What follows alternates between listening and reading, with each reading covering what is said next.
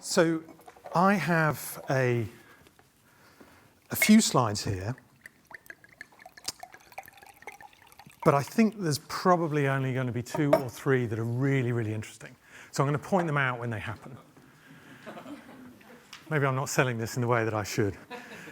So the approach, as Ruth has just said, is that I'm actually going to talk about some of the lessons that we've learned from this report that we commissioned with the CMO Club, in which we surveyed, I think it was 225 different marketers. And there are really just 4 dimensions that I'm going to share here. But before I do that, I'd like to share with you a story.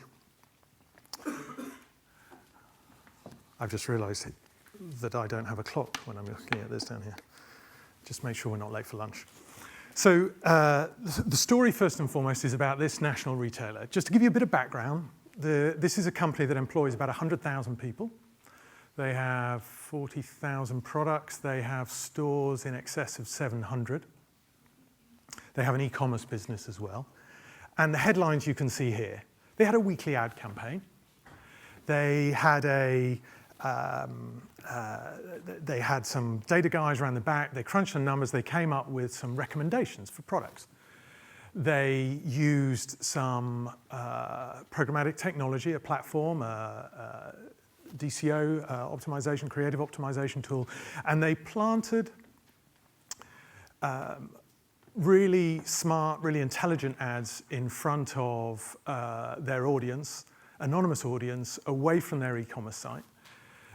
They tracked then back through these anonymous IDs, which they, as a retailer, knew inside their firewall. They knew who they were, who they were in physical terms, and they translated them back so that when these people went to the physical store and bought products within the next week to 10 days, following them having seen or clicked on this ad, or these ads, they were able to measure the offline effect of the online activity.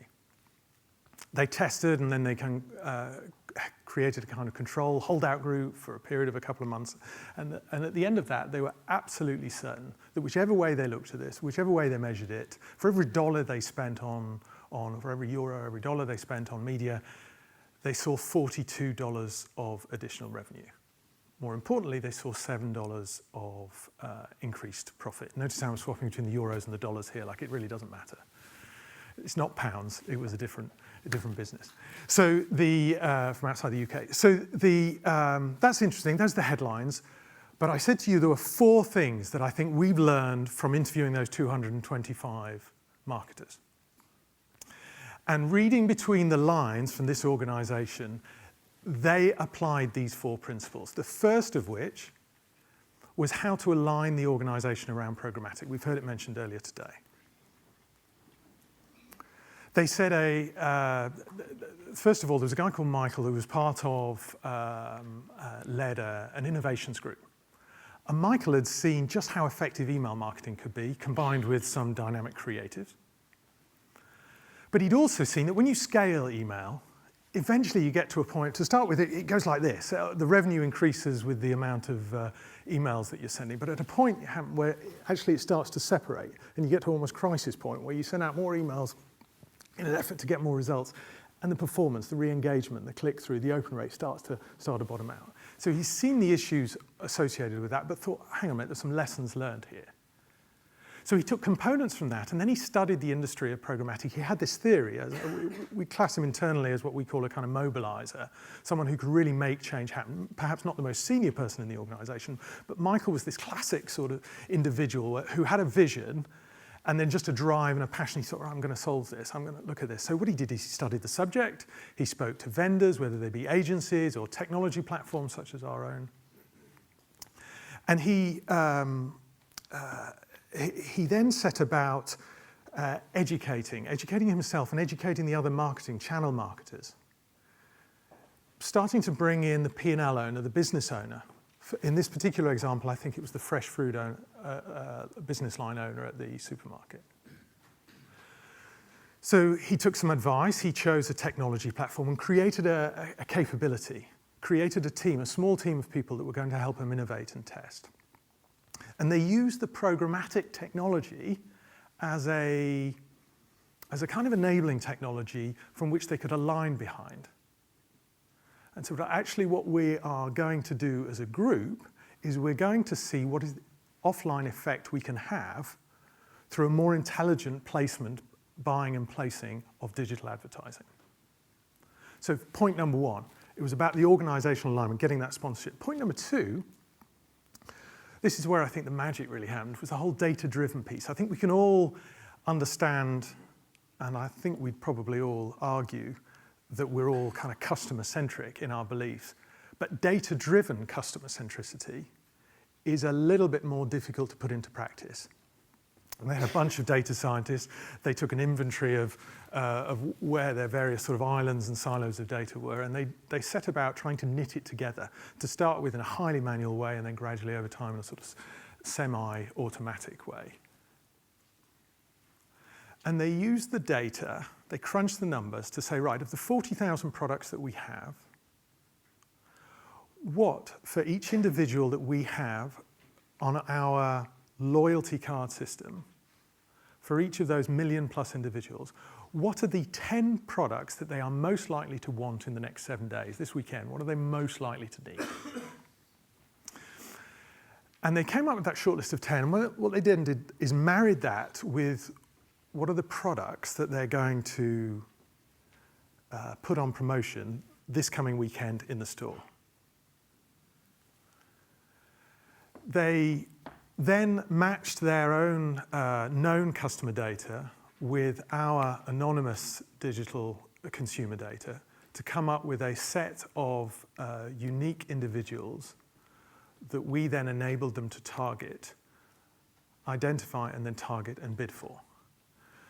Which meant that at any one time, that's where we would, that was the data that we used to choose the rotating sort of carousel ad unit to place the 3 shortlisted products in front of the individual when we saw them. That's where the magic happens. So when we think about what the business case is, and when you think about going away from here, I hope that this is the slide that will come to mind for you, because in my experience of speaking to other organizations that are trying to get the sort of mental and emotional buy-in inside their organization, it is a relatively simple case study like this that is usually most helpful in getting the buy-in from people who perhaps are less familiar with the technology and the details of what programmatic means. This people can understand. So that's the second point. It was the data that drove the intelligent placement of the right choice of product, combined with the technology and the algorithms that actually put it in front of the right person for the right price. So if data was second, the third point was that I said at the beginning that they'd aligned as an organizational unit. They had aligned behind a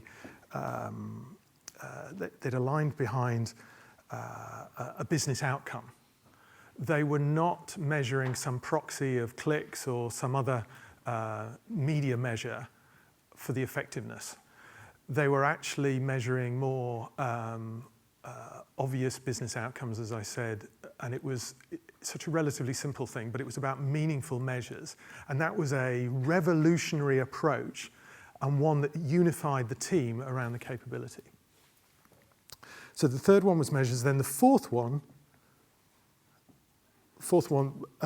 was how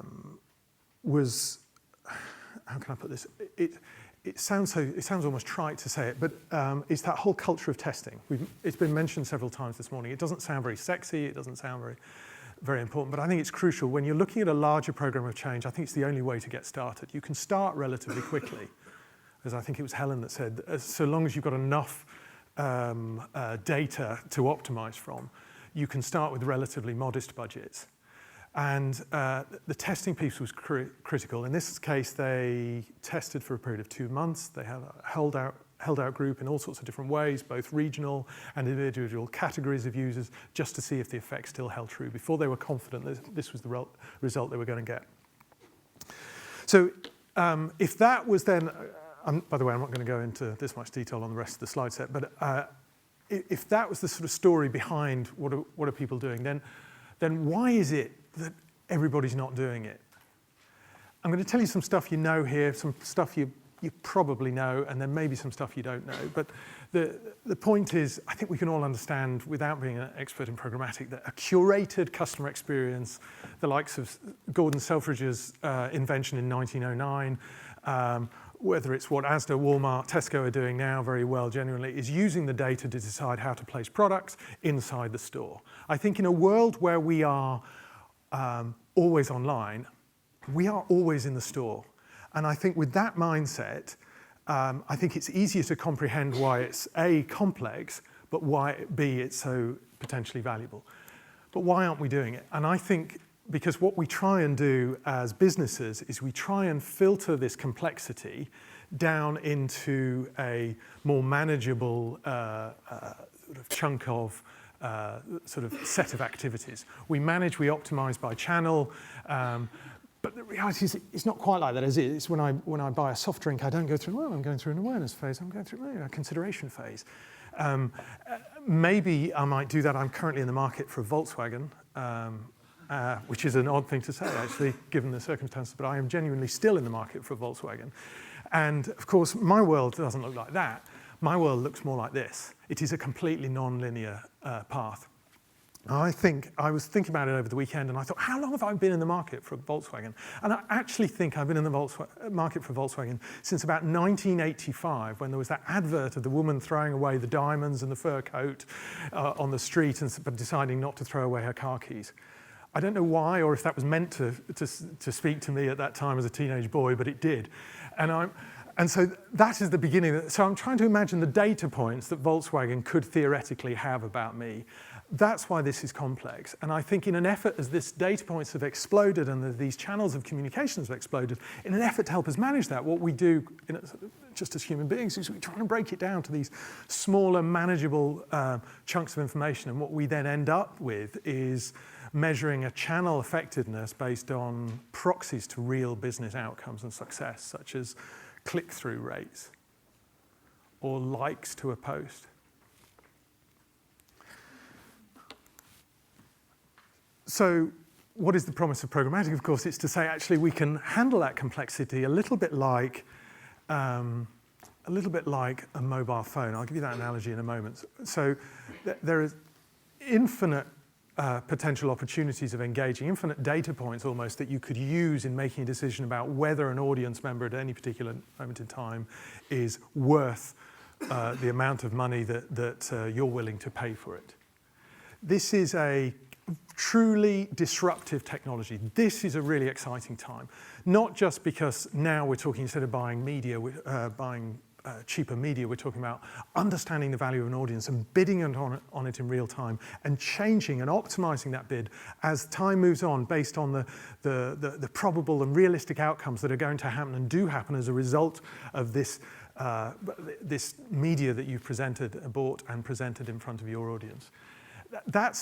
That's really exciting, but unless we can get as an industry over the complexity in the way that the mobile phone industry has for that one-to-one communication, I don't think we're going to get there. So we need to get over that complexity, and I think we do that in a little bit like if I was sending if I hadn't just turned my phone off, if I was sending one of you in this room a text right now, there are literally a million things that would need to happen for that text to go from this phone to that lady in the middle row with the blue dress on to your phone. Clearly, I'd have to know your phone number beforehand, which I don't know because we've never met before. But there are literally a million things, despite that would still have to happen for you to get that information. I think, but as the person here now sending that message, all I'm focused on is what that message is that I want to get across, what is the reaction that I want to create. And that's the world that I think that we're going to get to in time. Our responsibility as a supplier in this industry, as it is in this ecosystem, I think is to make that much easier. So the promise, though, is, look, it's going to happen. The world is going to become a better place because we're going to be able to optimize, yada, yada, yada. You've heard the story. You've seen the slides, not just from me, but from someone else. But I said to you there were 4 things that I think are really, truly important. So if you get a chance, please do download the solution guide. for programmatic, the research findings from those 225 marketers. But if you're going to photograph a second slide, this is the one. I won't spend quite as long on it as I did the first slide, but this is the key point. And so for Michael in the innovation group in this large multi-channel retailer, the biggest hurdle that he had first and foremost was creating buy-in at an executive level and in the various marketing managers, the people who own the P&L and those people, the data scientists, everyone about the potential of it. Lots of people were excited, but they needed help. They needed some education. They invested in the technology, they created that group of people, and then they started getting into the data piece, the meaningful measurable goals, and the whole culture of testing. The inevitable sort of data slide that you throw up in something like this, I have never seen a company where anything looks as beautiful and as elegant as a slide does like this. It doesn't, but it is possible. It is possible to take an inventory of what you have. If you can get the people bought into the project, you have the executive sponsorship. This is really, really crucial. This particular example I gave you of Michael, what he did working with the data scientists, he started pretty manually. They then gradually built up the automation over time. The same when it came to business outcomes. They saw this as a really exciting opportunity to take themselves out of the silos and create a new level, a new way of thinking, meaningful business goals. And then finally, this whole piece about testing.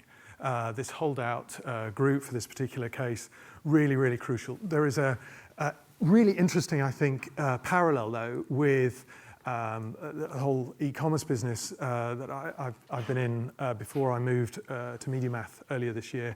Really, really interesting parallel. I used to do a lot of work with Argos and John Lewis and others, and to see them think about using technology like this, not only to test what is the right content online to push people towards making decisions in their physical stores or in their online stores, but it's actually taking it a stage further and saying, actually, could we use this as an appropriate vehicle and mechanism to test the creative, to test the quality and the style and the nature of the imagery that we put in front of people, to then change what we do in store. Really nice to see some of our clients thinking, again, less of this as just being another channel, but as an integral part of the multi-channel experience. So with that in mind, then if those are the sort of key 4 points that come across from interviewing the marketers in the industry about programmatic, the next question that comes after that is very commonly is a question of, well, how do we make it happen? I don't actually have the resources, or I have the resources, but they sit outside of my control, or actually I've got a really good agency that does a lot of our media buying and they understand how our business works, et cetera, et cetera. So this, you can use this if you wish. Feel free to take a photograph of it to help you make the decision of how to solve the problem. The answer is, it doesn't matter. We have a client, eBay, who started with one of these where they had very little. They were just doing a little bit of testing. They hadn't proven the business case. And they asked us as a technology platform to lean in. They did a lot of the media buying and trading themselves, but they just didn't have the programmatic experience. Then what's happened is they've evolved, they've taken that in-house, but then as they've gone into new markets, they've used an agency, for instance, in the US, Digitas LBI, great partner for them for what they needed and how they wanted to get to their business goals in the US. But then in Eastern Europe, they're like, actually, no, we've got that, but what we still need is some programmatic experience about how to use and drive value from the platform so that we're providing a kind of managed service for them in that area. So just checking on time, I think we're doing okay. So saying the same thing in a different way. Right, there were 3 slides I said I was going to show you. This is the third important slide. I think it's all very well saying there's great business value. It's all very well saying there are 4 things you should do in terms of getting your mindset behind business change. But actually, where do you get started? What do you do today if you leave this, or what do you do in the next 3 months? So this, again, feel free to take a copy of it. This is based on, again, the lessons learned from those 200 plus marketers about what it is that you need to do in the first 3 months, first 6 months. This, I hope, is very helpful for you. It's fairly logical, fairly self-explanatory. The key point that, I'll leave it on that for a second, is, in my mind, is it's very easy to come to an event like this and get carried away with rah-rah from vendors like myself and others that are in the room and say, you're late, you've got to do something. This industry is exploding. I think we've all seen the figures about 70% growth, was it last year? I can't remember, in this country alone. Yes, it is growing quickly, but I think we should not lose sight of the fact that we are still, in programmatic terms, a fraction of the overall media, the media business, media industry. I think programmatic has a very long way to go. We have one of our most sophisticated, advanced clients currently running about 2% of their $2 billion a year programmatically, media buying programmatically. Their intention is 5 years from now, they'd like 100% of that to be programmatic. So I think don't lose sight of the fact, yes, it is growing rapidly, but none of us are too late. This feels, I spoke to one of our clients last week and said, this feels a bit to me like search was in the early 90s. There is a long, long way to go.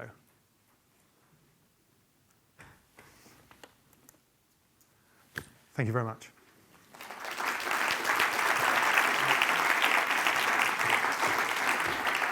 Brilliant, thank you so much. We've got a couple of minutes left before lunchtime begins, so are there any questions for Richard? Everyone's looking hungry, Richard. They are. That's okay. Can I say, whoever comes up after this, I have man flu, so don't drink from the same glass. There are some men here who understand Important public that. service announcement there from Richard on the stage. Okay, if there's no questions, thank you very... Oh, thank you. Wait, question? Oh. What did you make of the grumbling by the marketers about so many DSPs, and it's hard for agencies to be able to really just focus on one or two of them? Okay, great. In case everybody couldn't hear that question down the front, she was asking, the marketers up here on stage on the panel, they were having a bit of a grumble about the ecosystem, about the DSPs. What was your take on that? I think that's a great question. I think I'll give you a stupid answer and perhaps a more sensible one. I think everyone else should go away and you just need to come and talk to us. I think the fact that there are a lot of DSPs is actually long-term a good thing for the clients because I think it gives, it'll be like in every sort of natural selection process, it'll be the stronger ones that survive. So I think longer term, it's a bit more, it's going to take a bit of time for that to shake out. I think it gives you an indication of how early stage the market is, so I think it speaks to that other point.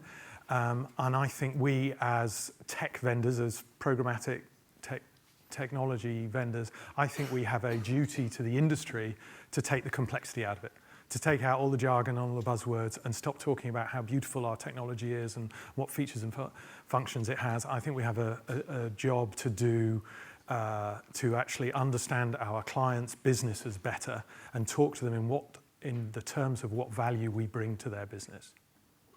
Brilliant. Well, I think that has to be music to everyone's ears. Thank you so much, Richard. Thank you.